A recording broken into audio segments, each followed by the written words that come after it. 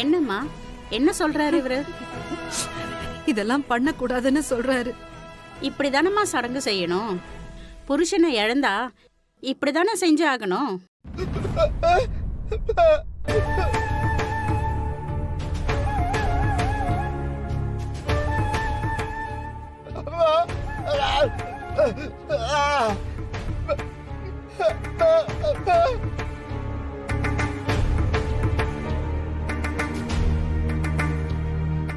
இப்ப என்னம்மா சொல்றாரு?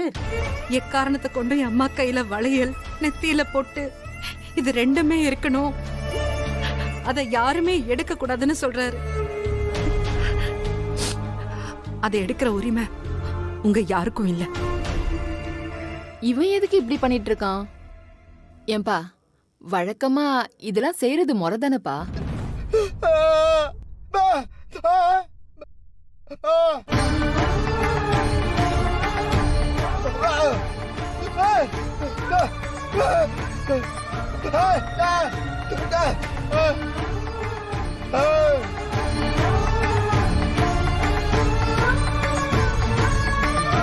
அதெல்லாம் முடியாது.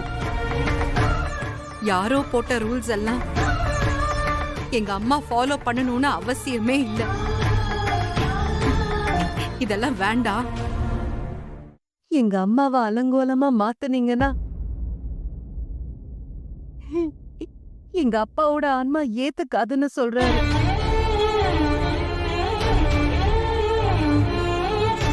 என்னப்பா விவரம் தெரியாத பையனா இருக்க? பாத்துட்டு இருக்கீங்களே, எடுத்து சொல்லுங்கப்பா. ஏய் நிறுத்துறா. என்ன நாடகம் போட்டுட்டு இருக்கியா? ஏதோ பெரிய இவன் மாதிரி பேசிட்டு இருக்க. ஊர் உலகத்துல நடக்காத விஷயமாட பண்ண போறாங்க. சபையில இத்தனை பெரியவங்க இருக்காங்க, அவங்க பேச்ச கேட்காம என்ன புதுசா என்னென்னமோ பேசிட்டு இருக்க.